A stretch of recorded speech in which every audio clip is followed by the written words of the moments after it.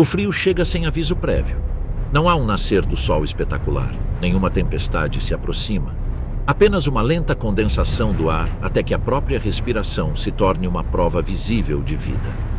A menos 50 graus Celsius, o Yukon não apenas parece congelado. Ele se transforma em algo completamente diferente, um lugar onde o calor é uma lembrança e a sobrevivência é um desafio às leis da física. O gelo se forma em camadas sobre a pelagem, e cada expiração cristaliza antes de se dispersar. O vento corta a tundra como uma lâmina, roubando o calor de tudo o que estiver exposto. A neve não cai suavemente aqui, ela rasteja. Sibila pelo chão em camadas prateadas, preenchendo as pegadas quase que instantaneamente. O metal quebra a essa temperatura. O aço torna-se quebradiço, cedendo com uma rachadura nítida sob tensão. O couro endurece. A madeira fratura. A pele humana pode congelar em segundos, as células rompendo-se à medida que a água em seu interior congela. Nesse frio, os erros não são corrigidos, são punidos. A terra jaz silenciosa sob um céu pálido. Não é o silêncio pacífico de uma floresta adormecida, mas a quietude pesada e opressiva de um mundo em suspense. Até o som viaja de forma diferente. Ele se propaga mais longe, mais nítido, como se o próprio ar tivesse se endurecido. O estalo de um galho distante ecoa como um tiro. O ranger da neve sob o peso reverbera no vazio. Na tundra, a geada se acumula nos pelos grossos e protetores de uma densa pelagem de inverno. Cada fio retém o ar, uma barreira frágil contra uma força determinada a roubar cada grau de calor. Os músculos se movem lentamente para conservar energia. O sangue é direcionado para os órgãos vitais. Cada batida do coração é uma negociação. A neve estala sob a pressão. Um casco pressiona e a crosta se quebra com um estalo seco. Por baixo, jaz uma poeira profunda e implacável. Cada passo exige esforço. Cada movimento consome calorias que não podem ser facilmente repostas. A menos 50 graus Celsius, energia é vida. Se você a desperdiça, o frio leva o que a fome não consegue. O vento recomeça, varrendo o terreno aberto sem nada que o detenha.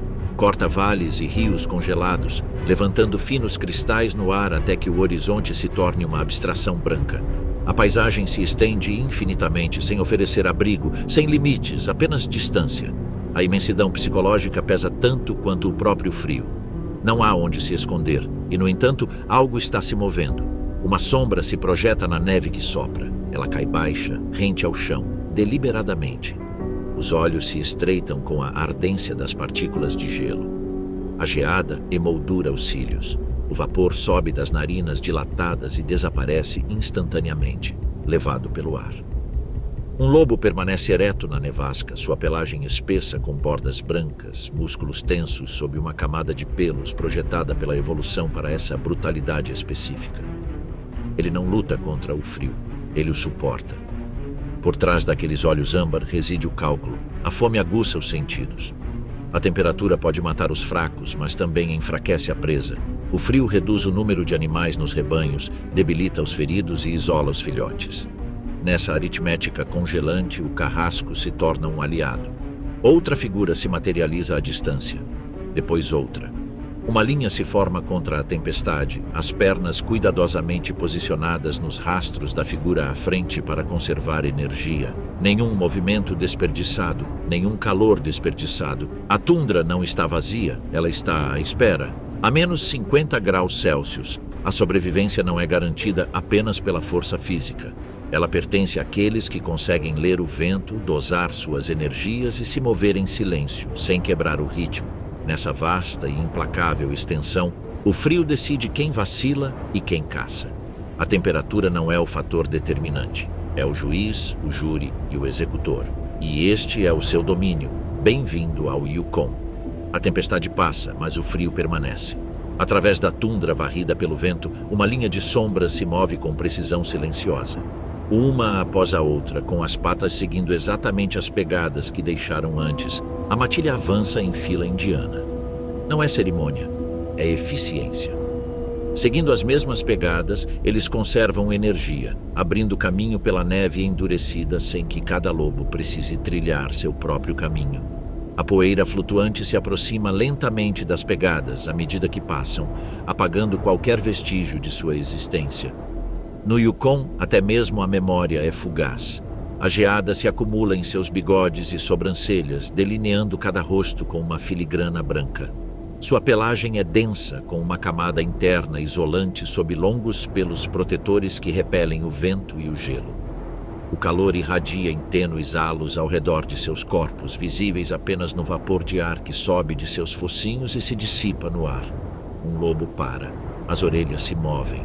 O vapor sobe constantemente enquanto as narinas se dilatam, saboreando correntes invisíveis aos olhos. Num mundo encerrado sob a neve, o aroma viaja de forma diferente, oculto, transportado por superfícies geladas, preservado no frio como uma mensagem selada em vidro. A matilha aguarda. A hierarquia rege cada movimento. Na frente, o casal reprodutor define a direção e o ritmo. Não são reis e rainhas numa hierarquia romantizada, mas sobreviventes experientes cujas decisões determinam o destino do grupo. Atrás deles, seguem os potros e seus subordinados, cada um interpretando sinais sutis na postura e na posição da cauda. Uma cabeça baixa, um ombro rígido, um olhar que redireciona o movimento sem emitir som. O inverno reduz seu mundo a uma equação simples: calorias ingeridas versus calorias gastas. Um lobo adulto pode precisar de até 10.000 calorias por dia para manter seu peso corporal nessas temperaturas extremas. Essa é a energia contida em vários quilos de carne. E a carne é escassa. Durante dias, às vezes semanas, a matilha pode não encontrar nada. Eles se movem por leitos de rios congelados, através de florestas boreais onde os galhos de pinheiros pendem pesados de geada. Planos lentos revelam costelas mal visíveis sob a pelagem espessa. O frio preserva seus corpos, mas não os nutre. A lembrança do fracasso permanece em sua jornada. Nem todas as perseguições terminam em derramamento de sangue. Certa vez, uma manada se dispersou rápido demais. Um caribu tropeçou, mas se recuperou. A manada havia se distanciado demais, gastando energia preciosa antes que a fêmea alfa interrompesse a perseguição. Continuar significaria o colapso. Nesta terra, a imprudência é suicídio. São caçadores de resistência, feitos não para velocidade explosiva, mas para perseguição implacável. Pernas longas, peito estreito, pulmões enormes. Sua estratégia é a paciência. Eles atacam os mais fracos, testam a matilha, atacam por vários ângulos, esperam a exaustão para conseguir o que os dentes sozinhos não conseguem. Outro lobo para com a cabeça baixa. As orelhas se mexem. O vento mudou, o grupo se dispersa ligeiramente, uma expansão sutil da formação, sem latidos, sem sinais dramáticos, apenas postura e instinto. A neve estala suavemente sob suas patas almofadadas, num ritmo quase sincronizado. Seus rabos pendem retos atrás deles, preservando seu equilíbrio e calor. A fome os aguça. Não os torna imprudentes, torna-os precisos. Neste reino congelado, o frio os esculpiu e fortaleceu. A neve profunda retarda até mesmo as presas mais pesadas. A crosta de gelo corta os cascos delicados. Os membros mais fracos da manada lutam para acompanhar o ritmo enquanto a neve engole cada passo. Os lobos conhecem este terreno perfeitamente. Eles interpretam a inclinação e a direção do vento, a espessura do gelo e as linhas de sombra. Sabem onde os caribus atravessam os rios, onde os alces abrem caminho através dos densos salgueiros, onde os bois almiscarados formam círculos defensivos difíceis de penetrar. Outra pausa. Desta vez, a cabeça está erguida mais alto. O vapor jorra do canhão em respirações lentas e deliberadas. Ao longe, quase invisível contra o horizonte pálido, algo se agita sob a paisagem nevada. Uma leve perturbação, um movimento que não é causado pelo vento. A embalagem torna-se rígida e a energia se condensa como uma mola comprimida. Suas presas estão lá fora, em algum lugar sob a neve. O sinal atravessa o pacote sem gerar ruído. Os lobos começam a se dispersar. O que antes era uma fila única em meio à neve fofa, agora se alarga em um crescente. Cada indivíduo ajusta sutilmente sua posição, aumentando a distância entre os corpos enquanto mantém contato visual. Não há investida repentina, nem arrancada imprudente. A caçada começa com pressão, não com velocidade. Mais adiante, a manada de caribus pasta na neve, raspando com os cascos para desenterrar líquen. Suas cabeças se erguem quase simultaneamente. Suas orelhas se movem. Um dos animais bufa ruidosamente, vapor saindo de suas narinas dilatadas. Os lobos não têm pressa. Eles avançam em um trote constante, forçando a manada a se mover. A neve explode sob seus cascos enquanto os caribus avançam em uma onda de músculos e chifres. Os filhotes lutam para acompanhar as passadas mais longas dos adultos. A manada se agrupa, depois se dispersa e, finalmente, se separa um pouco à medida que os indivíduos buscam terrenos mais abertos. Este é o momento que os lobos estavam esperando. Sua força reside na sua resiliência. Pernas longas absorvem o impacto. Pulmões grandes absorvem o ar gélido. Sua estratégia não é dominar o animal mais forte da manada, mas sim criar desequilíbrio. Um tropeço, uma hesitação, uma distância que aumenta. A matilha ajusta sua formação no meio da passada. Um lobo vira para a esquerda, outro para a direita, reduzindo as rotas de fuga sem se comprometer totalmente. A energia precisa ser gasta com cuidado. Cada caloria queimada em uma perseguição fracassada é um preço a pagar pela sobrevivência. A neve se aprofunda ao longo de uma suave encosta. Um jovem caribu cambaleia, abrindo caminho através da crosta até chegar à neve fofa abaixo. Ele recupera o equilíbrio, mas a demora é medida em batimentos cardíacos. E batimentos cardíacos importam. Os lobos aceleram. Não de forma explosiva, mas persistente. O ritmo deles aumenta o suficiente para elevar a pressão. A manada se dispersa, o instinto os impelindo a deixar a ameaça para trás. A neve se eleva no ar, brilhando brevemente antes de retornar a um silêncio branco. Primeiro plano, o flanco de um caribu ofegante. A geada se agarra aos seus cílios, os músculos tremem sob uma espessa pelagem de inverno. Cada respiração arranha o frio, os pulmões lutando contra o ar escaldante a cada inspiração. Atrás dele, o passo do lobo permanece firme. Boca ligeiramente aberta, língua visível, conservando oxigênio. Eles são feitos para isso, movem-se com eficiência por longas distâncias. A perseguição torna-se uma questão de aritmética. Por quanto tempo a presa consegue suportar o pânico? Por quanto tempo o predador consegue manter a paciência?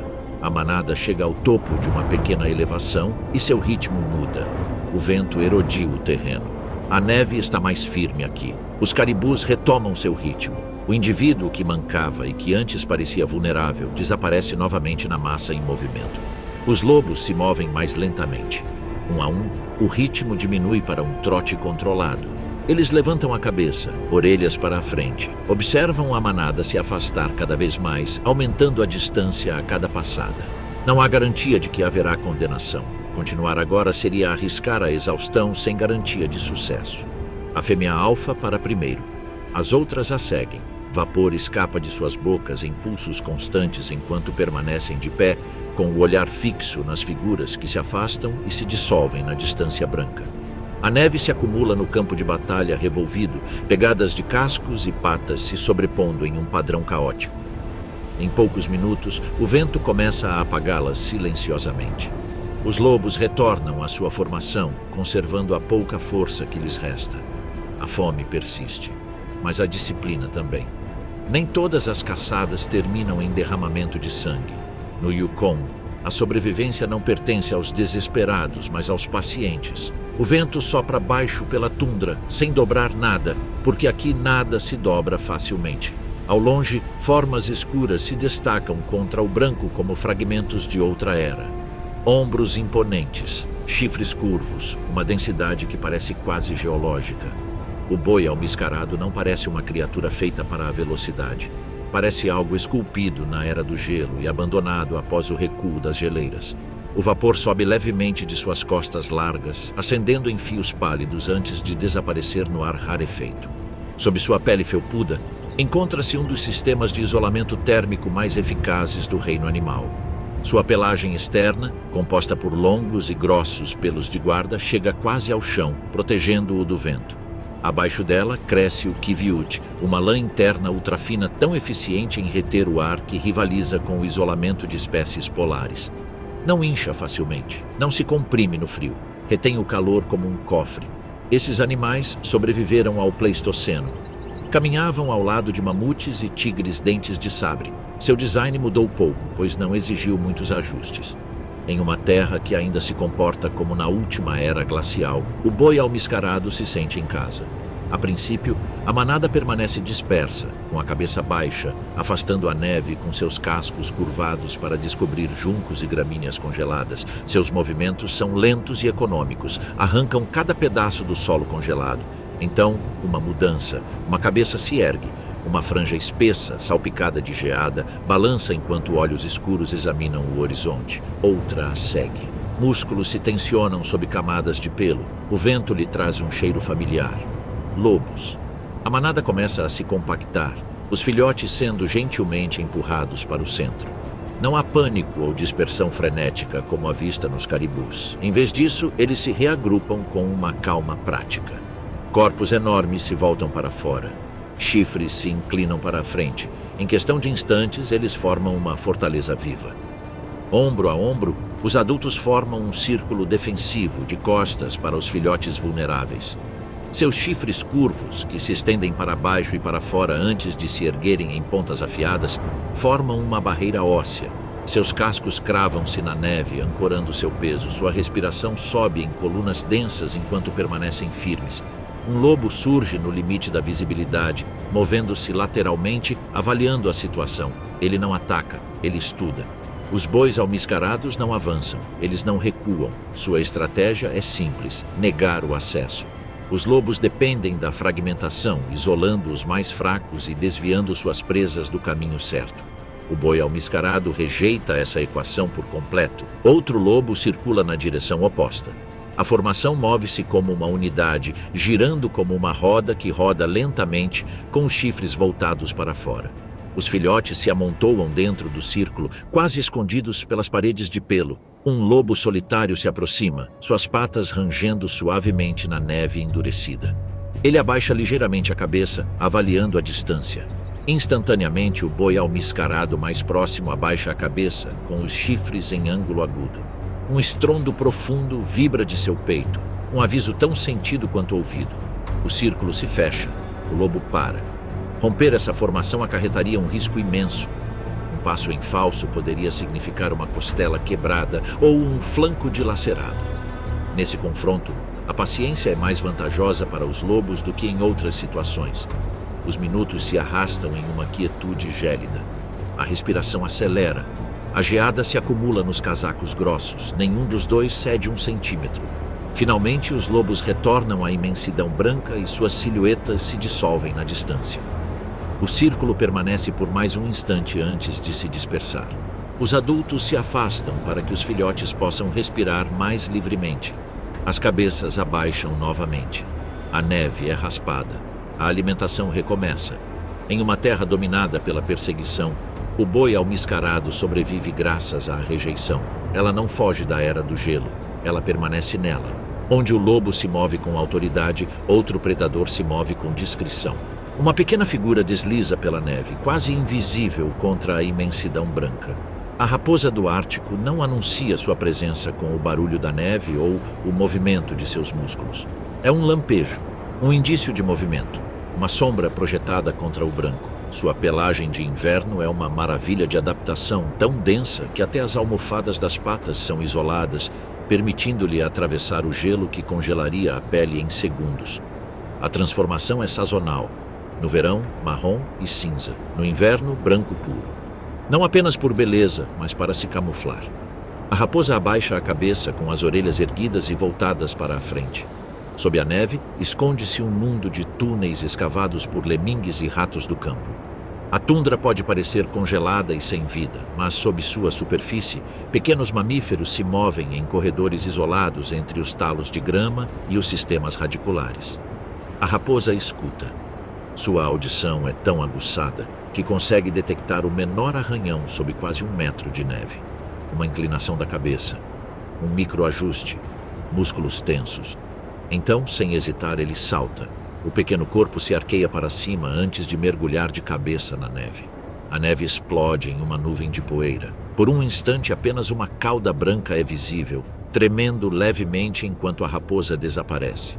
Segundos depois, ela emerge com as mandíbulas cerradas em torno de um lemingue que se debate.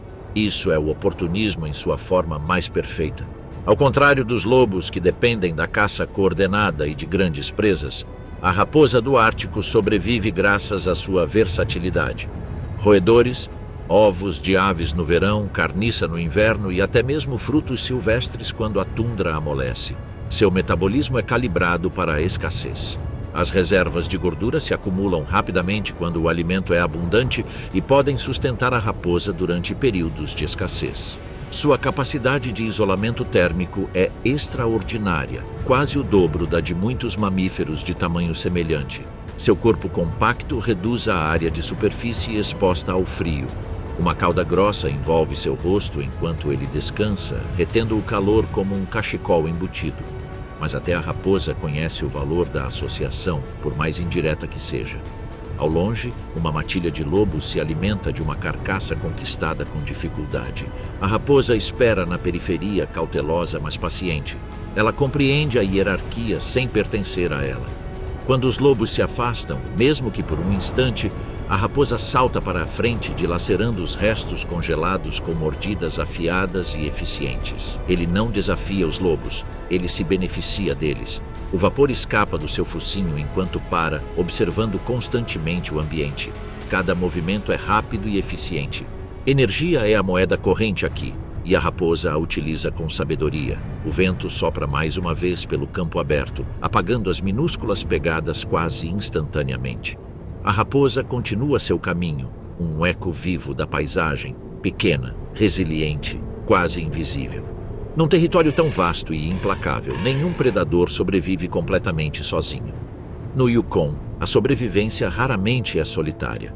O vento carrega um som que não pertence à tempestade.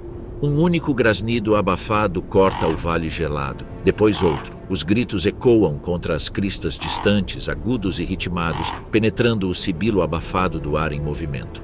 Bem acima da tundra, formas negras giram em círculos. Os corvos não migram para longe dos invernos rigorosos do Yukon. Eles permanecem quando outros partem, aproveitando as correntes térmicas mesmo em temperaturas abaixo de zero. Suas asas batem firmemente contra o vento, suas penas primárias estendendo-se como dedos, ajustando-se com sutil precisão. De cima, eles observam tudo. Abaixo, uma matilha de lobos atravessa o campo nevado. Os corvos continuam. Não é coincidência. É uma estratégia aprimorada ao longo de gerações. Os corvos aprenderam que os lobos não são apenas predadores, mas também provedores. Onde os lobos caçam, surge a oportunidade. Uma caçada bem-sucedida significa acesso à proteína contida na carne congelada, carne muito dura para os necrófagos menores, mas facilmente descoberta por seus bicos poderosos.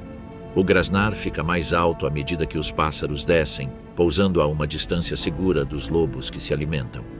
Eles inclinam a cabeça, um olho brilhante observando a cena se desenrolar. Aguardam que a tensão diminua.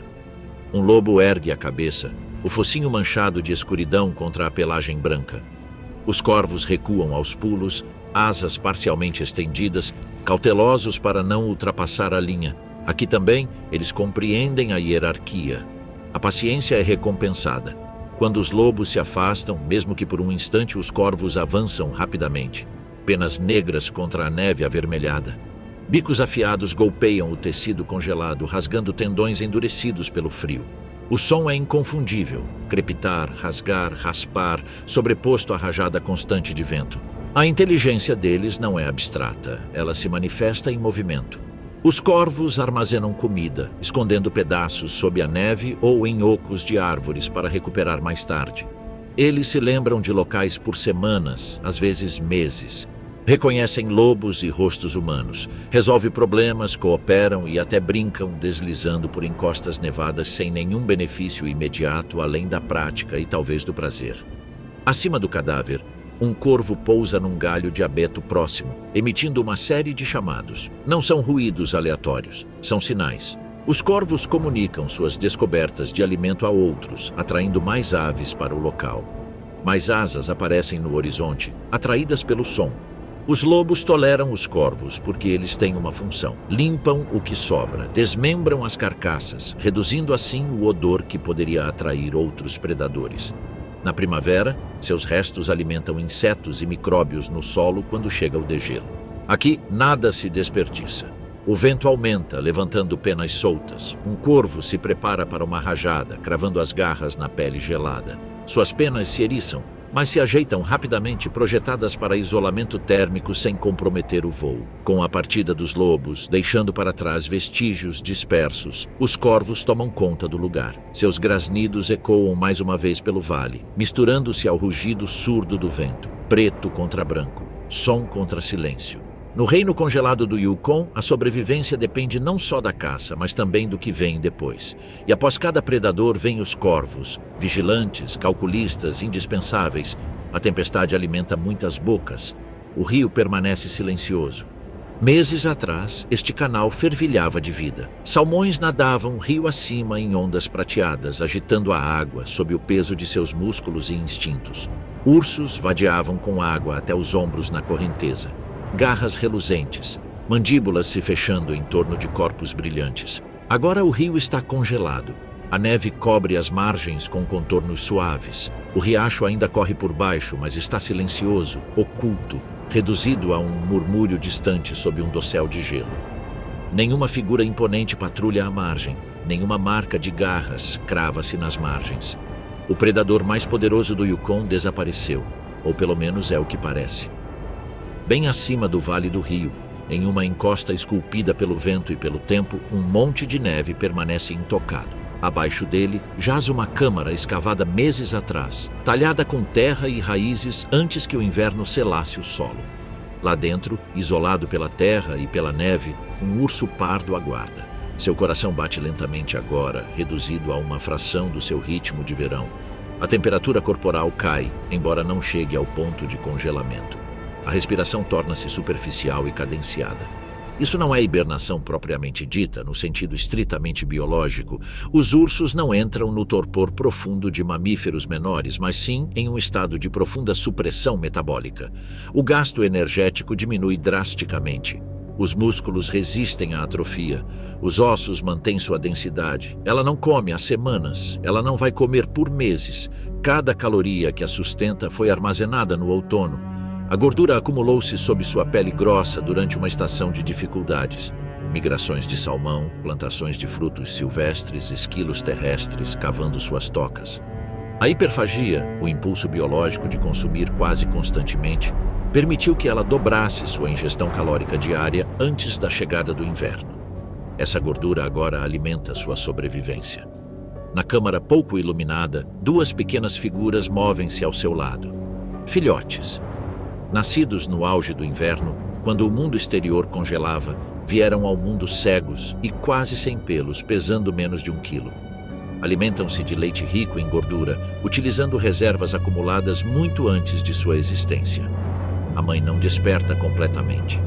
Ela se move apenas ligeiramente, conservando calor e protegendo-os do frio que os mataria instantaneamente fora dessa toca isolada.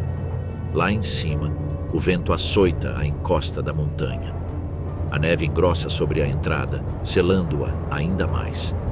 O Yukon pode rugir com fúria a menos 50 graus Celsius, mas sob a superfície a vida segue serena. A ausência do urso pardo transforma a dinâmica do inverno. Os lobos percorrem os leitos dos rios sem serem incomodados. As carcaças permanecem apenas para eles. Os alces pastam nos salgueiros sem serem desafiados nas margens congeladas. Toda a força do outono se reduz a um pulsar silencioso sob a neve. Mas isto não é uma retirada. É uma estratégia. Quando os dias de primavera se alongarem e as temperaturas amenizarem, a toca se abrirá. A mãe emergirá mais magra, com as costelas pouco visíveis sob a pelagem, mas ainda forte. Os filhotes sairão pela primeira vez, contemplando um mundo transformado. Os salmões retornarão, os rios transbordarão, a terra descongelará. O inverno não é um fim aqui, é uma pausa. Sob tocas cobertas de neve e rios congelados, o ciclo aguarda, enroscado e paciente, que o calor afrouxe seu aperto. À primeira vista, o rio parece morto. Sua superfície está coberta por um branco opaco, como uma camada de neve sobre gelo tão espessa que parece permanente. O vento passa por ela sem resistência. Lobos a atravessam, caribos migram por ela. Para o olhar destreinado, não passa de terra congelada. Mas sob o gelo, o rio ainda respira. Uma câmera subaquática desliza pelas águas escuras, revelando um mundo sem vento. A luz filtra-se fracamente pelo teto de gelo, projetando um tênue brilho azul que cintila com a correnteza. A água move-se mais lentamente agora, confinada pelo gelo, mas ainda se move. Os peixes flutuam na correnteza, seus movimentos lentos e controlados. O tímalo ártico, o peixe branco, a lota, cada um conserva sua energia com o mesmo cuidado de um lobo. Seu metabolismo desacelera com a temperatura. Cada movimento das nadadeiras é calculado. Arranques de velocidade são raros. A sobrevivência depende da eficiência. O inverno aqui apresenta um desafio oculto, o oxigênio. Quando os rios congelam, a troca entre o ar e a água é drasticamente reduzida. A neve acumulada sobre o gelo bloqueia ainda mais a luz solar, limitando a fotossíntese nas plantas aquáticas. Os níveis de oxigênio podem diminuir com o tempo, criando áreas de estresse abaixo da superfície. Em águas rasas e estagnadas, os peixes podem morrer se o nível de oxigênio cair muito. Mas nos maiores sistemas fluviais do Yukon, a correnteza é a salvação. A água corrente transporta oxigênio dissolvido dos trechos a montante, onde a turbulência impede o congelamento completo. Poços profundos servem de refúgio, santuários de águas calmas onde os peixes se reúnem em grupos dispersos, suspensos em uma quietude quase absoluta.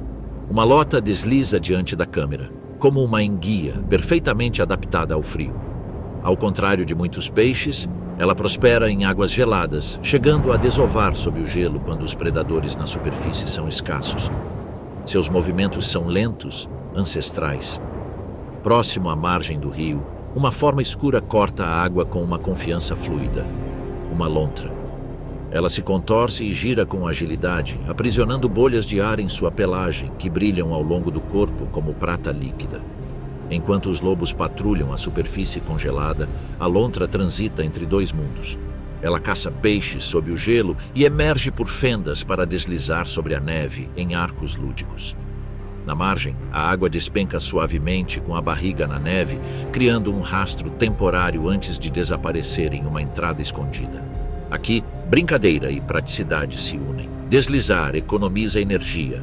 O movimento se torna eficiente. O rio é mais do que água, é continuidade. Os nutrientes transportados rio abaixo sustentam os insetos aquáticos que emergem na primavera. Os peixes que sobrevivem ao inverno tornam-se presa de ursos, águias e lobos quando o gelo recua. Mesmo em seu estado mais tranquilo, o rio é a espinha dorsal do ecossistema. Lá em cima, a neve continua a cair. A tundra permanece envolta em silêncio, mas sob o gelo, nadadeiras pulsam suavemente contra a corrente. Brânquias absorvem o precioso oxigênio e corpos esguios navegam por corredores escuros esculpidos por águas mais antigas que o próprio inverno. O Yukon pode parecer completamente congelado.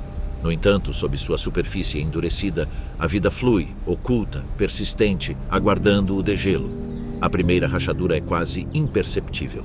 Uma fina fenda atravessa a superfície gelada do rio, uma linha irregular marcada pelo aumento da temperatura e pela correnteza implacável. Depois, outra e outra. O que parecia imóvel começa a tremer. A primavera não chega suavemente ao Yukon. Ela chega com libertação. A neve amolece sob a luz do meio-dia. Sua superfície se esfarela para dentro, suas bordas cristalinas cedendo às gotas que se acumulam e caem em cascata. Estalactites de gelo pingam incessantemente dos galhos dos pinheiros. O som é sutil a princípio, um tic-tac suave, mas se multiplica pelos vales até que a paisagem vibre com a água do degelo. O gelo estala ao se mover. As placas se quebram e raspam umas contra as outras, com estrondos profundos que ecoam rio abaixo. O rio desperta em etapas, as águas escuras se alargando entre as placas flutuantes, carregando os detritos do inverno.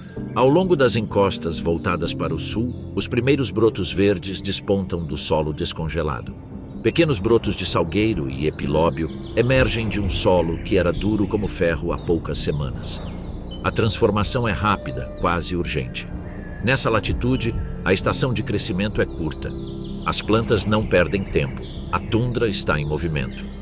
As fêmeas de caribu, carregadas de filhotes, procuram áreas abertas para parir, onde a visibilidade se estende por quilômetros.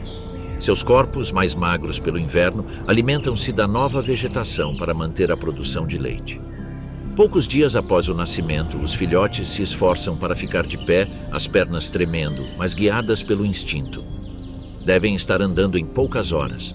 Os predadores já estão à espreita. Um recém-nascido dá seus primeiros passos, tremendo ao vento. Sua mãe circula por perto, as narinas dilatadas a cada cheiro. Ao seu redor, dezenas de outros filhotes ganham vida, balançando. O ar agora carrega uma energia diferente, menos silenciosa, mais carregada. Para os lobos, a primavera é uma oportunidade intensificada pela fome. Após meses de perseguição calculada e sucessos ocasionais, a paisagem oferece presas vulneráveis em abundância. Os rebanhos intensificam suas patrulhas ao longo dos corredores migratórios. Sua magreza invernal começa a diminuir à medida que as presas se tornam mais abundantes. No entanto, a caça permanece disciplinada. Os caribus adultos ainda são formidáveis. A energia precisa ser conservada. A pressão dos predadores se intensifica. Águias reais circulam no céu à procura de filhotes que se afastaram demais de suas mães. Ursos pardos emergem de suas tocas, esguios e poderosos, com o focinho próximo ao chão, em busca de carniça ou filhotes de ungulados. O equilíbrio se altera rapidamente. O que o inverno ocultou, a primavera revela. A neve recua em manchas irregulares, revelando um mosaico de lama, grama e resquícios de branco. Alces se aventuram em áreas úmidas em expansão para se alimentar de plantas aquáticas recém-acessíveis sob o gelo derretido. Aves aquáticas retornam em bandos, seus chamados se misturando ao som dos rios caudalosos. O Yukon se transforma de uma austeridade monocromática em uma complexidade multifacetada. Com o calor vem a abundância, mas também a competição.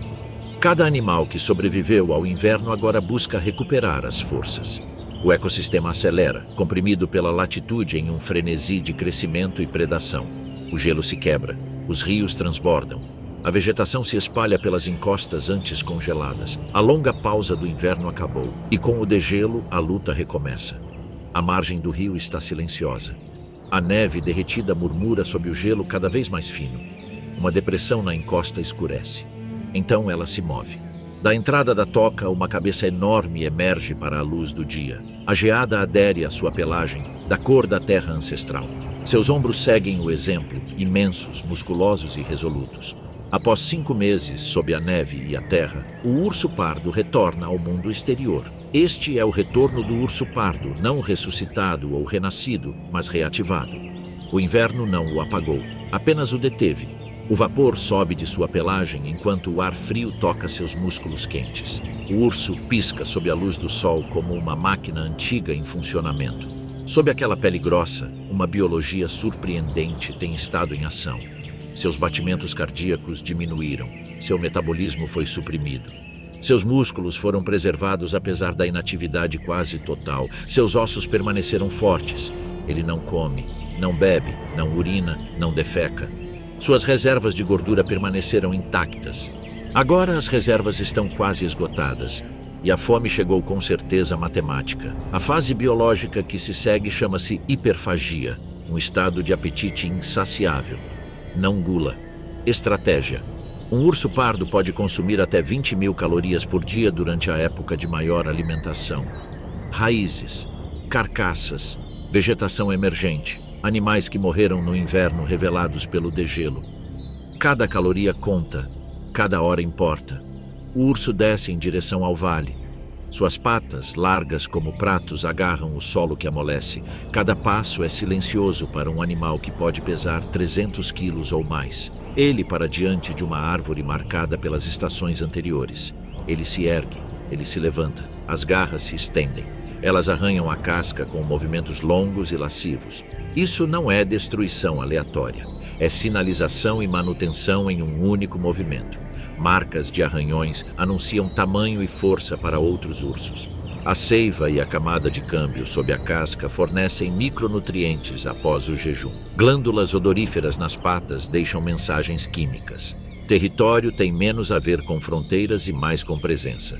Eu estou aqui, diz a árvore em nome do urso. Ao longe, uma matilha de lobos atravessa uma encosta aberta. Eles sentem o cheiro antes mesmo de verem.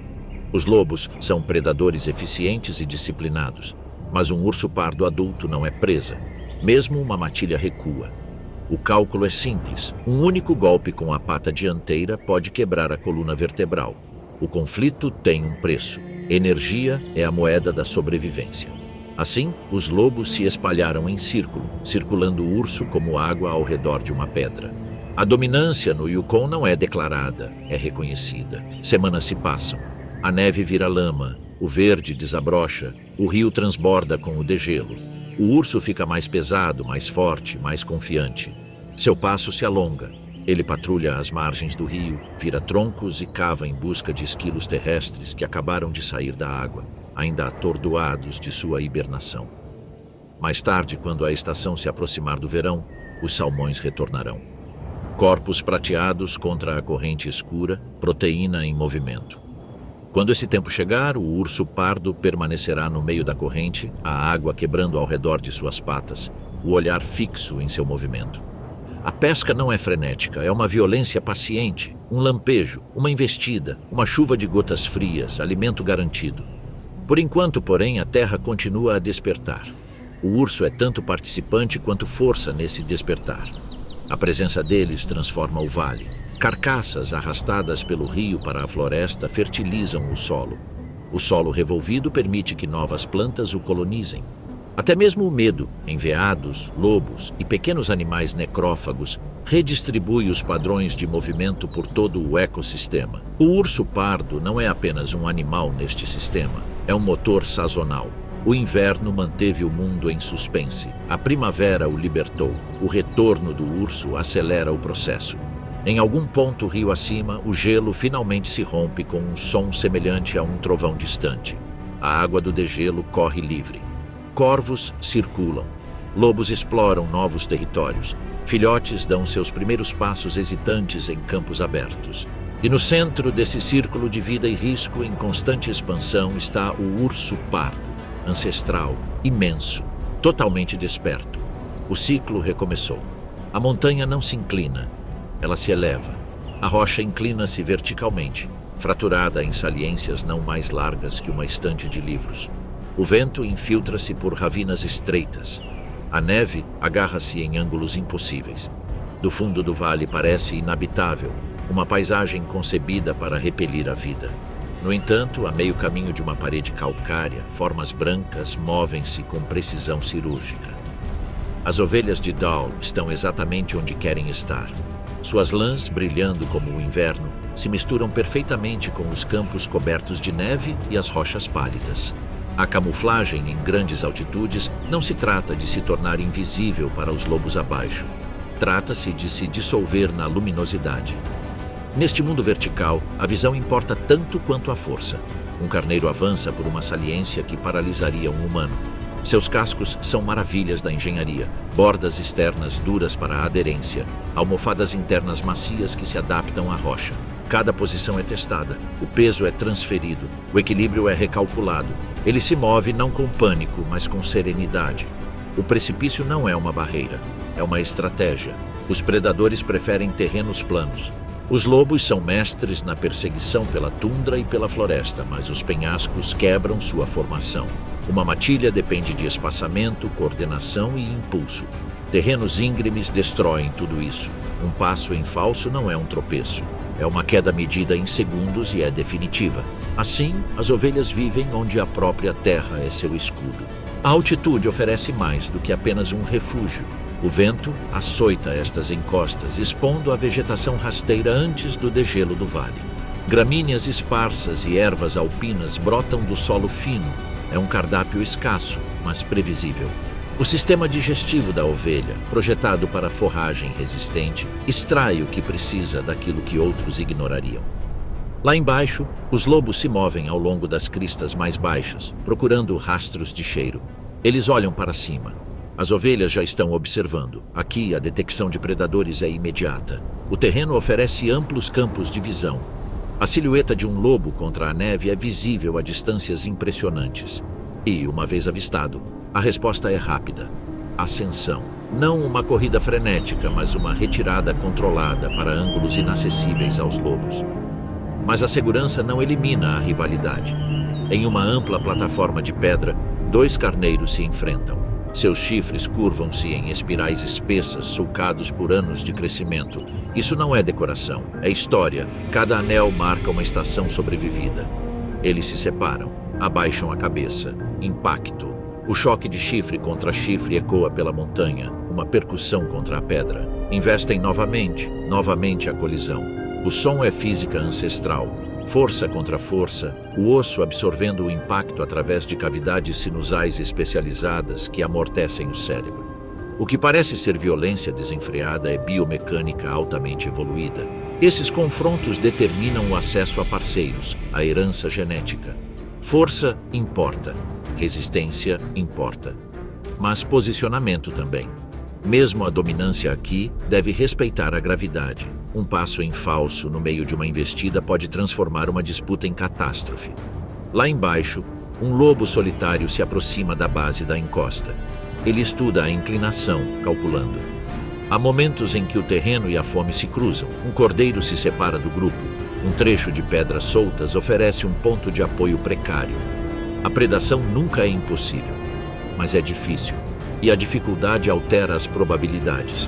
Um movimento repentino acima, uma ovelha salta para cima, seguida de perto por um cordeiro, seus cascos produzindo faíscas na rocha. O lobo dá alguns passos e então para. O ângulo se acentua, a ovelha não. Elas se elevam cada vez mais. Do vale, os penhascos parecem estáticos e eternos.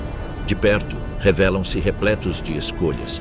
Cada passo é uma negociação com a gravidade, cada pausa, uma busca por movimento para baixo. Neste reino vertical, a sobrevivência pertence àqueles que dominam tanto a altura quanto a coragem. Os lobos dominam as planícies, as ovelhas dominam o céu pedregoso, e entre eles existe uma fronteira traçada não por cercas, mas pela física. A floresta prende a respiração. A neve se acumula profundamente entre os troncos dos abetos negros. O som não se propaga aqui, ele se aquieta. Um galho range uma vez e então o silêncio o engole. Em meio a essa quietude, move-se um fantasma com pernas grandes demais para o seu corpo. O lince canadense não tem pressa. Suas enormes patas, cobertas de pelos, distribuem seu peso como raquetes de neve naturais, permitindo que ele flutue onde outros afundam. Suas orelhas com tufos de pelo giram independentemente. Seu rosto é emoldurado por densos tufos de pelo que suavizam seus contornos contra a luz do inverno. Ele para. Ele escuta. Em algum lugar sob a neve endurecida, uma leve vibração, o sutil arranhar da vida percorrendo os túneis. O arquiteto desses túneis é a lebre americana. A lebre é uma mestra da camuflagem. No inverno, sua pelagem fica branca, misturando-se aos campos cobertos de neve. No verão, volta a ficar marrom, desaparecendo na vegetação rasteira. Suas patas traseiras são longas e peludas, distribuindo seu peso para uma aceleração rápida em superfícies macias. Ela se alimenta de galhos, cascas de árvores e brotos. Alimentos humildes colhidos em um mundo hostil. O lince abaixa o corpo. Seus músculos se comprimem como molas tensas. Então, explosão. A neve explode. Por 2 segundos, a floresta mergulha no caos. Branco contra branco. Predador contra presa. A lebre zigue-zagueia em rajadas erráticas projetadas para confundir seus perseguidores. O lince se ajusta no ar, contorcendo-se com uma agilidade surpreendente. O silêncio retorna tão rapidamente quanto se foi. Às vezes o lince come, às vezes a lebre escapa. Mas a história mais profunda não reside em uma única perseguição. Ela se desenrola ao longo de décadas. Aproximadamente a cada 10 anos, o número de lebres aumenta drasticamente. O alimento torna-se abundante para elas, a reprodução acelera. Uma única fêmea pode ter várias ninhadas em uma única estação. A floresta parece estar repleta de atividade, pegadas por toda parte e arbustos pastoreados completamente desfolhados. Então, inevitavelmente, o número de linces também aumenta. Mas lebres significam linces mais bem alimentados. Linces mais bem alimentados significam maiores taxas de sobrevivência para seus filhotes. A predação se intensifica. A matemática fica mais complicada. Em breve, o equilíbrio se desfaz. As populações de lebres estão diminuindo, em parte devido à predação, em parte devido à superexploração da vegetação que reduz a qualidade do alimento e em parte devido aos hormônios do estresse que aumentam quando os predadores estão constantemente por perto. Sim, o próprio medo altera a biologia. Altos níveis de estresse podem reduzir a reprodução das lebres mesmo antes de serem capturadas. A ecologia não se resume a dentes e garras. Trata-se de química e ciclos de retroalimentação. Com menos lebres, os linces começam a sofrer. As ninhadas diminuem. Alguns se dispersam mais do que o normal. A fome se instala. O predador cai porque a presa caiu. Então a floresta recomeça. Os arbustos se recuperam. Os caules consumidos brotam novamente. Com menos linces à caça, a taxa de sobrevivência das lebres melhora. As populações aumentam mais uma vez. O ciclo se inverte. Essa oscilação, essa ascensão e queda, é uma das demonstrações mais elegantes da dinâmica predador-presa já registradas. Registros do comércio de peles da Companhia da Baía de Hudson, no século XIX, documentaram isso inadvertidamente. As peles de lince subiam e desciam em intervalos notavelmente regulares, refletindo a abundância de lebres americanas. O comércio humano tornou-se acidentalmente uma fonte de dados para a teoria ecológica. No entanto, não é um relógio que funciona perfeitamente. Mudanças climáticas, doenças, estrutura da floresta, tudo influencia seu ritmo. É um modelo funcional, não um metrônomo mecânico. A natureza aprecia padrões, mas também aprecia variações. No entanto, na floresta nevada, a teoria se condensa em ação. Um lince para junto ao tronco de um abeto, sua respiração quase imperceptível no ar frio. Perto dali, uma lebre congela, confiando mais na imobilidade do que na velocidade. Nenhum dos dois sabe que isso faz parte de uma equação de 10 anos. Eles só conhecem a fome e a sobrevivência. Mas juntos, na perseguição, na fuga, na ascensão e na queda, eles moldam o ritmo das florestas do norte. A floresta inspira lebres, a floresta exala linces, e o ciclo continua silencioso como a neve. O silêncio do inverno não se dissipa suavemente, ele explode. A luz do sol persiste noite adentro. A neve cai em cascata, formando rios. O solo, agora livre da geada, exala. O que estava reprimido há meses agora se acelera com uma urgência surpreendente. A vida no norte não desacelera no verão, ela acelera. Nuvens se elevam das planícies da tundra, não por causa do clima, mas por causa das asas. Mosquitos eclodem em números que desafiam a intuição. Poças de água de degelo se tornam criadouros. Em poucos dias o ar se adensa numa névoa viva. O som é constante, agudo, elétrico. A pressão dos insetos aqui não é um incômodo, é uma força ecológica. Os caribus são os primeiros a sentir. Seus corpos escuros, movendo-se por terrenos abertos, tornam-se ímãs para os enxames. Os mosquitos atacam a pele exposta, os olhos, as narinas e as barrigas macias. Os caribus se agrupam, balançando os rabos e sacudindo a cabeça. Eles sobem as colinas, buscando o vento. Eles entram nos rios, sacrificando o tempo de pastagem em busca de alívio. A energia que poderia ser gerada pela gordura é convertida em energia gasta, fugindo de algo que pesa menos que um clipe de papel. Mesmo esse tormento alimenta o ecossistema. Insetos se tornam alimento para pássaros. Suas larvas reciclam nutrientes. A irritação altera os padrões migratórios. A ecologia raramente desperdiça sofrimento. Enquanto os animais lutam contra o ar, o solo se transforma. Flores desabrocham nos prados alpinos com cores que parecem improváveis após meses de monotonia. A epilóbio cresce em espigas. O tremoço ártico tinge as encostas de violeta. Pequenas saxífragas florescem rente ao chão, aproveitando o calor das pedras. Aqui, as plantas operam dentro de um período limitado. A janela de crescimento pode durar de 8 a 10 semanas. A fotossíntese, o processo pelo qual as plantas convertem a luz solar em energia química, está a todo vapor. As folhas se desdobram rapidamente, capturando luz por quase 20 horas por dia perto do solstício. Os açúcares se acumulam, as sementes se formam. Os ciclos de vida completos se encerram antes do retorno das primeiras geadas. É a produtividade sob pressão. Em rios agora livres de gelo, outro drama se desenrola. Os salmões chegam. Corpos esguios sobem a correnteza, reluzindo prateados sob a superfície. Eles viajaram do oceano de volta aos riachos de água doce onde nasceram. Os músculos queimam, a pele engrossa, a cor se intensifica, o instinto vence a exaustão. Para os predadores, isso não é apenas comida, é um banquete de proteínas. Na margem, o urso pardo permanece sentado na água agitada, semicerrando os olhos contra o brilho. A pesca não é frenética, é calculada. Um urso pode ignorar os peixes mais fracos, selecionando aqueles mais ricos em gordura e ovas. Um ataque, uma mordida. Às vezes, apenas as partes mais calóricas são consumidas antes que o resto seja deixado para trás. O que parece ser um desperdício é, na verdade, uma forma de distribuição. As carcaças trazidas pela correnteza para a floresta fertilizam o solo com nutrientes marinhos. O nitrogênio e o fósforo do Oceano Pacífico penetram nas raízes das árvores a centenas de metros do litoral. Até o musgo se beneficia. Os ursos são mensageiros de nutrientes adornados com sua pelagem. Lá em cima, águias circulam. Corvos aguardam.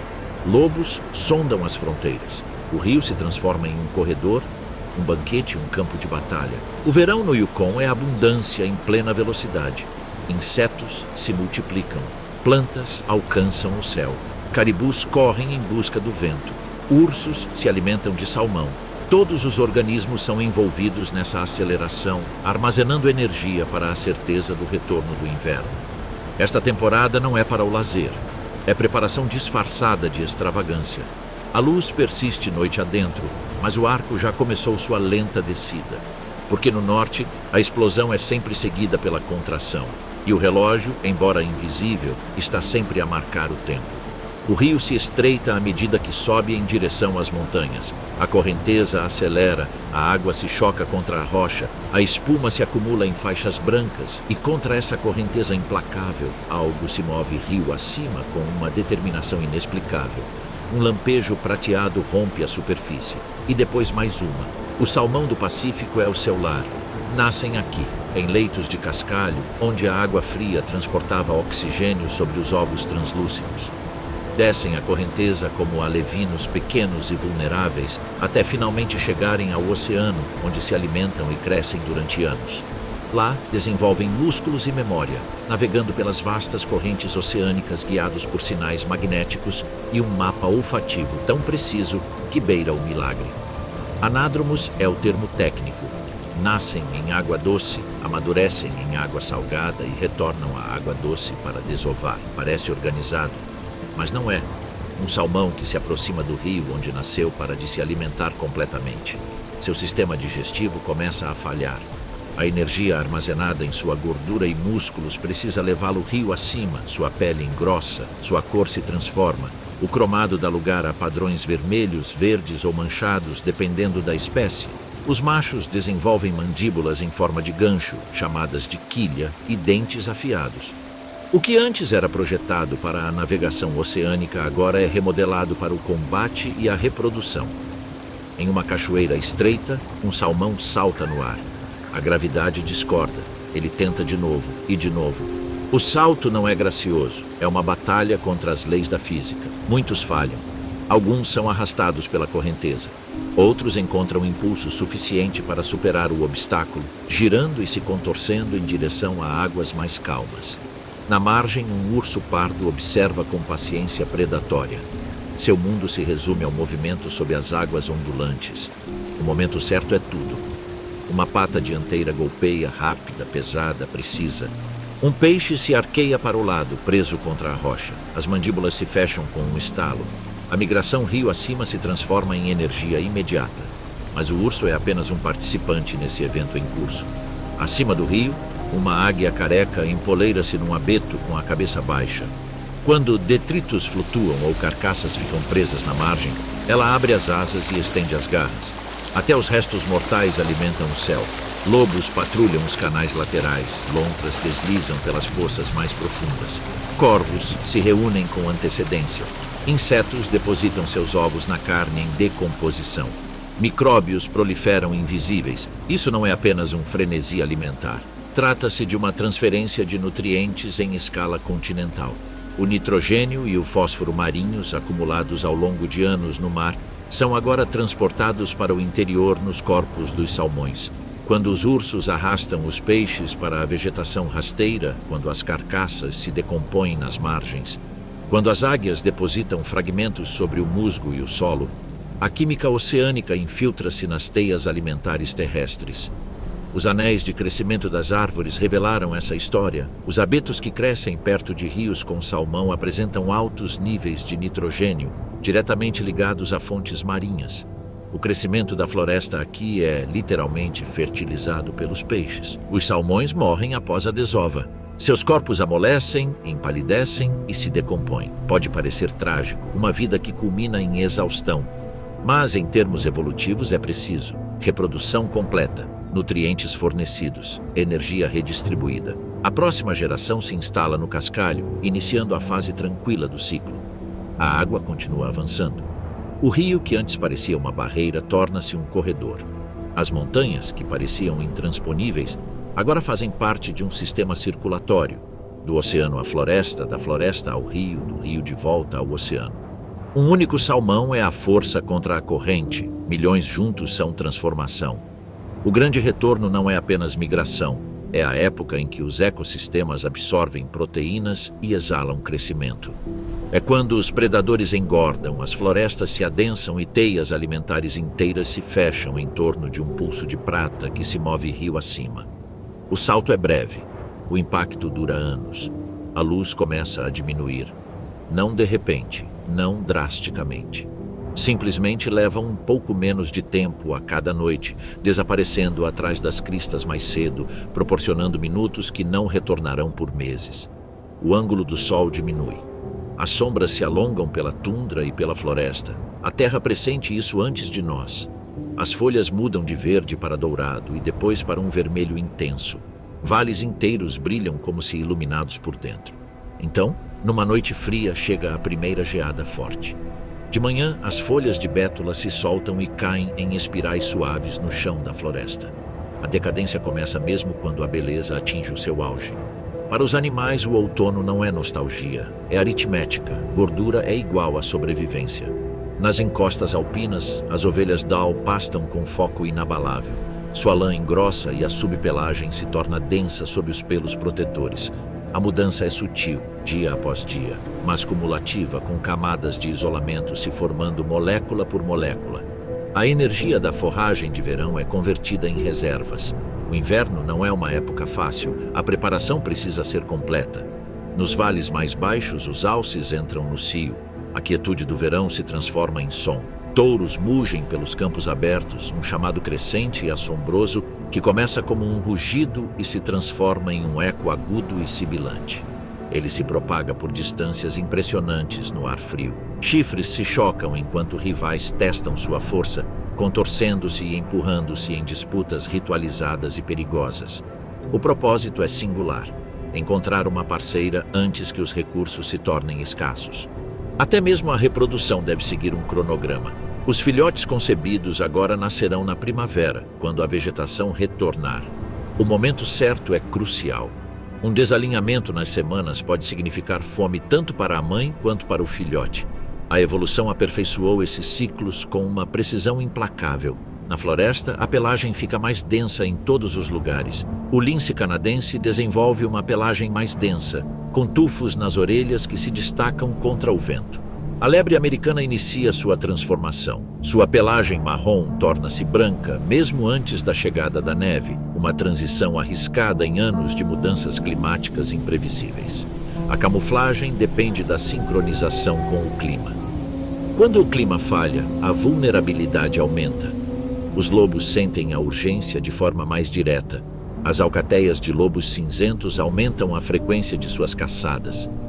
Os filhotes nascidos na primavera são maiores, mas ainda não tão formidáveis quanto os adultos. Os rebanhos de caribus e alces se movem com maior alerta, agrupando-se. Cada caçada se torna um cálculo de energia ganha versus energia gasta. Correr custa calorias, e errar o alvo também. A predação se intensifica porque o inverno exige isso. Os lobos precisam entrar na estação fria fortes. A massa muscular e as reservas de gordura determinarão sua resistência quando as presas forem escassas e a neve se acumular. A caça cooperativa se torna mais refinada. A coordenação se torna disciplinada. Uma alcateia que obtém sucesso agora aumenta suas chances meses depois. Acima de tudo isso, o céu se abre num azul mais profundo. Pássaros migratórios se reúnem em bandos inquietos e depois sobem rumo ao sul em formações ondulantes. O ar carrega sua partida como uma subtração silenciosa. As plantas encolhem, a seiva diminui, os açúcares se concentram nas raízes, o crescimento anual cessa. As sementes, já espalhadas, se depositam no solo, aguardando em estado de dormência o retorno da luz. O que parece ser a morte é, muitas vezes, uma dormência estratégica, uma pausa biológica desencadeada no momento exato. A luz do dia continua a diminuir. Os ritmos circadianos, relógios biológicos internos regulados pela luz, variam entre as espécies. Os hormônios flutuam. O apetite aumenta em alguns animais e diminui em outros, preparando-os para a hibernação. O urso pardo, com o estômago cheio de salmão e frutos silvestres, entra na fase final de hiperfagia antes de se recolher à sua toca. Alimenta-se com uma persistência quase mecânica, transformando a abundância do outono em isolamento térmico para o inverno sob a pele. Atenção nesta estação: cor e decadência, cantos de acasalamento e folhas caindo. Abundância combinada com inevitabilidade. Nenhuma criatura aqui desconhece, em algum nível biológico, o que está por vir. A escuridão persistirá. As temperaturas inevitavelmente despencarão. Os rios congelarão. O deslocamento se tornará custoso. Assim, o outono se transforma numa corrida contra o tempo, medida em reservas de gordura, descendentes concebidos e territórios assegurados. O solo da floresta fica coberto por uma espessa camada de folhas secas. O som de cascos ecoa pelos prados gelados. Os lobos se movem com mais frequência sob o céu crepuscular. O vento aumenta. Preparação não é medo, é alinhar-se com a realidade. O norte não surpreende seus habitantes. Anuncia suas intenções encurtando os dias e gelando o ar. Aqueles que interpretam os sinais sobrevivem. Aqueles que erram nos cálculos pagam caro. Quando chega a primeira nevasca de verdade, pesada e deliberada, cobrindo as últimas folhas douradas, a maior parte dos preparativos já está concluída. O mundo respira aliviado e a longa escuridão começa seu lento retorno, não como uma catástrofe, mas como o próximo passo em um ciclo que nunca se esqueceu de como girar. A primeira nevasca não pede permissão. Chega à noite, suave a princípio, exploratória. De manhã, o chão está coberto de pó branco. Ao anoitecer, os contornos da paisagem começam a se desfocar. Em poucos dias, o dourado e o carmesim do outono desaparecem sob uma onda crescente de geada. O inverno não invade, a paisagem se recupera. O rio se estreita sob o gelo que se forma. Os prados endurecem, os galhos dos pinheiros se curvam sob o peso acumulado. O som se transforma, abafado, absorvido, transformado pela neve acumulada em algo íntimo e próximo. A terra silencia novamente, mas desta vez o silêncio parece merecido. Os caribus movem-se com cautela pela tundra aberta. Os caribus baixam a cabeça e raspam a neve com seus cascos em forma de crescente, revelando o líquen escondido. Cada raspagem consome energia. Cada mordida justifica o esforço. Sua respiração forma colunas de ar frio enquanto se agrupam, observando horizontes que agora parecem mais amplos, já que a vegetação se achatou. A cautela torna-se constante. Do outro lado de uma crista distante, silhuetas aparecem em formação disciplinada. Os lobos cinzentos retomaram sua formação de inverno, espaçados uniformemente, movendo-se com fluidez e coordenação. A neve joga a seu favor, revela rastros, retarda suas presas, amplifica suas fraquezas. Um caribu que perde o equilíbrio deixa uma história claramente escrita no chão. A matilha ajusta seu curso quase imperceptivelmente. A caça no inverno não é um caos, é uma coreografia refinada pela necessidade. Os lobos sondam os limites da matilha, procurando por fadiga, ferimentos, o menor erro de cálculo que a neve castiga. A distância diminui gradualmente, a pressão aumenta, a matilha se fecha. Uma perseguição irrompe, repentina, explosiva contra a neve. A neve se espalha em arcos, cascos batem com força. Os lobos se dispersam, direcionando, isolando. Minutos decidem tudo. O resultado alimenta a matilha por dias. Músculo convertido em calor, gordura convertida em sobrevivência.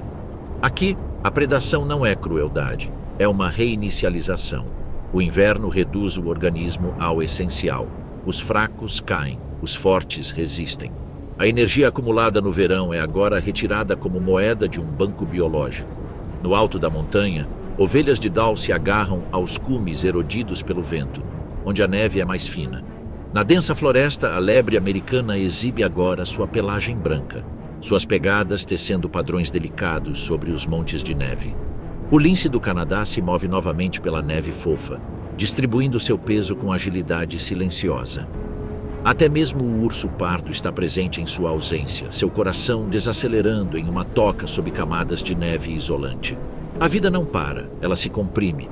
O sol se põe brevemente e em um ponto baixo. Os dias encurtam ao mínimo. O frio se intensifica, tornando-se um elemento em si mesmo, não apenas temperatura, mas força. O metal se torna quebradiço. A respiração se cristaliza, a água se solidifica em arquitetura. No entanto, sob a neve, as sementes aguardam.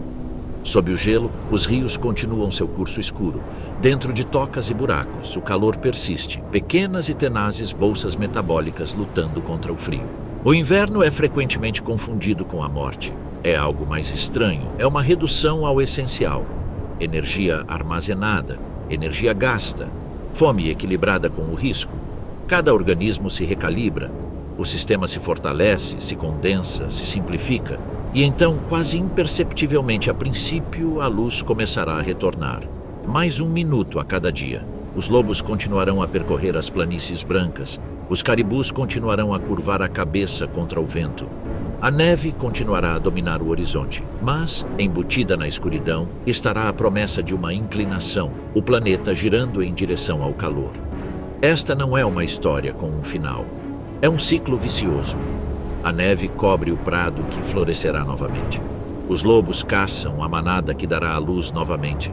Os salmões servem de nutrientes para o solo, que nutrirá as florestas, que sombrearão os rios, que mais uma vez serão o lar dos salmões. A morte alimenta a renovação. A escassez impulsiona a adaptação. O silêncio prepara a explosão. A paisagem agora se parece com o que era no início. Branca, austera, imensa, lobos em formação, caribus movendo-se cautelosamente, o vento desenhando padrões invisíveis nos montes de neve. O ciclo se completa, o norte não termina, ele se transforma. À primeira vista, a tundra parece intocada. A neve estende-se branca e imaculada sobre colinas e vales. O vento sussurra sobre os rios congelados. Rastros aparecem apenas onde caribus passam ou onde lobos caçam em formação disciplinada. No entanto, vestígios sutis sugerem outra presença. Uma fina linha de neve irregular, uma fita negra serpenteando pela paisagem, rastros de motos de neve. Ao longe, estruturas metálicas reluzentes emergem da linha das árvores, a estrutura esquelética de uma mina remota. Corredores de oleodutos cortam florestas antes contínuas, deixando clareiras estreitas onde antes se erguiam árvores densas. Estradas que antes pareciam impossíveis agora existem, escavadas em vales que estavam silenciosos há poucos meses. O lobo cinzento para numa elevação, as orelhas a contrair-se, os olhos âmbar a observar. O seu pelo ondula ao vento frio. Por um instante, o predador observa aquilo que não consegue compreender totalmente. Os humanos como movimento, os humanos como interferência, os humanos como o predador supremo cujo alcance é invisível, mas inescapável. Rotas migratórias, gravadas na memória de gerações, agora estão interrompidas. Os caribus adaptam seus caminhos, desviando de oleodutos, estradas e do ruído das máquinas. Os locais de reprodução mudam. A dinâmica da predação se altera sutilmente. Os lobos precisam se adaptar, recalibrar e compensar. Os estoques de energia diminuem. Alguns animais sobrevivem, outros sucumbem. O efeito cascata se espalha pelo ecossistema, silenciosa e persistentemente. As mudanças climáticas amplificam essas pressões. O inverno chega mais tarde e o degelo mais cedo. Rotas de gelo que antes facilitavam a migração, agora se formam de maneira irregular. Os rios transbordam de forma imprevisível. A camada de neve derrete de forma desigual, deixando perigos ocultos tanto para predadores quanto para presas. A temperatura não é mais a única responsável. tornou-se cúmplice da alteração humana. O lobo finalmente retoma sua jornada, caminhando silenciosamente sobre a neve endurecida. Um observador solitário em uma vasta extensão de terra que já não é contínua. Seus instintos permanecem aguçados, seu corpo preparado para a sobrevivência. Contudo, a paisagem ao seu redor está fragmentada. Corredores de gelo e floresta estão marcados pela intrusão humana e cada ruptura acarreta consequências invisíveis. Aqui, a lição é sutil. Os humanos não rugem como o urso pardo, não saltam como o salmão, não caçam como o lince, nem espreitam como os lobos. Em vez disso, reestruturam a própria paisagem. Estradas, oleodutos e máquinas fragmentam habitats. Os fluxos de energia são desviados. Os predadores precisam se adaptar, as presas precisam se ajustar e ciclos antes previsíveis agora carregam incertezas. O predador de topo do Yukon nem sempre é visível. Às vezes é a sombra que se estende pelos vales, a mão invisível que curva os rios, abre trilhas e remodela os padrões migratórios. Lobos observam, caribus se esquivam, salmões nadam rio acima, perturbados por presas e mudanças de temperatura, e a terra evoca padrões que já não existem. Apesar de toda a neve e silêncio, o Yukon já não é intocado. Ecos da presença humana permeiam os ritmos da sobrevivência. O predador é sutil, lento, mas implacável. Ele muda as regras, não caçando, mas alterando o próprio tabuleiro do jogo. E, no entanto, a vida persiste. Os lobos ainda caçam em formação, os caribus ainda migram, os salmões ainda nadam rio acima. A adaptação continua, muitas vezes silenciosamente, quase invisivelmente. A resiliência é testada a cada instante e a sobrevivência exige constante recalibração. O predador de topo chegou. Ele se move invisivelmente pelo gelo, pela floresta e pelo rio. Não usa pelos, não uiva e não deixa rastros que revelem imediatamente sua presença. Mas ele está aqui, transformando a vida à sua imagem. O lobo ergue a cabeça, as narinas dilatadas. A neve ondula ao vento. Pegadas humanas correm por perto, mas o predador para, reconhecendo a força invisível que agora domina a paisagem. Um predador de intelecto, alcance e consequências. No Yukon, a sobrevivência sempre foi medida pela adaptação, resiliência e instinto. Agora, essas mesmas medidas estão sendo aplicadas à própria Terra, que luta sob a sombra de um novo pico, ainda invisível. A vasta extensão do Yukon sempre foi caracterizada por condições extremas. Temperaturas gélidas que mantêm o solo congelado por meses, rios cobertos por espessas camadas de gelo e o ritmo implacável de predadores e presas. No entanto, mudanças sutis estão ocorrendo. Os invernos estão mais curtos. Períodos de congelamento profundo, antes confiáveis e duradouros, estão se tornando cada vez mais intermitentes. A neve acumulada derrete mais cedo, os rios descongelam mais rapidamente e o permafrost amolece de maneiras que reverberam por todo o ecossistema. A atividade humana exacerba essas mudanças. Minas, estradas e oleodutos fragmentam habitats antes contínuos, forçando as manadas de caribus a alterarem suas rotas migratórias tradicionais. Predadores como lobos precisam seguir novos caminhos e recalibrar suas estratégias de caça, enquanto as presas enfrentam maior estresse e gasto de energia. Mesmo pequenas intrusões como construções temporárias ou trilhas recreativas podem perturbar o comportamento animal ao longo das estações do ano. As políticas de gestão acrescentam mais uma camada de influência. As medidas de controlo de lobos destinadas a estabilizar as populações de animais de caça alteram subtilmente a dinâmica predador-presa, por vezes perturbando o delicado equilíbrio que existe há milênios. Contudo, em paralelo com estas intervenções, os esforços de conservação também estão a ser reforçados. Corredores protegidos, caça regulamentada e monitorização científica procuram mitigar o impacto humano e preservar a integridade ecológica. O efeito final não é simples nem absoluto. As espécies estão demonstrando uma resiliência notável, adaptando-se sempre que possível. Os rios continuam a fluir sob o gelo, os salmões continuam a nadar rio acima e os predadores continuam a caçar. Mas o ritmo do Yukon mudou inegavelmente. Os invernos são mais amenos, as paisagens mais permeáveis e os ciclos ecológicos enfrentam novas pressões. Ao observar essas mudanças, a lição é sutil e ponderada. A adaptação é contínua, a sobrevivência continua sendo um desafio e a presença humana tornou-se um fator persistente em todos os cálculos da vida. No Yukon, a sobrevivência sempre pertenceu àqueles que conseguem suportar o frio, mas o próprio frio está mudando. E em uma terra moldada pelo gelo, até mesmo um pequeno degelo pode reescrever as regras da vida.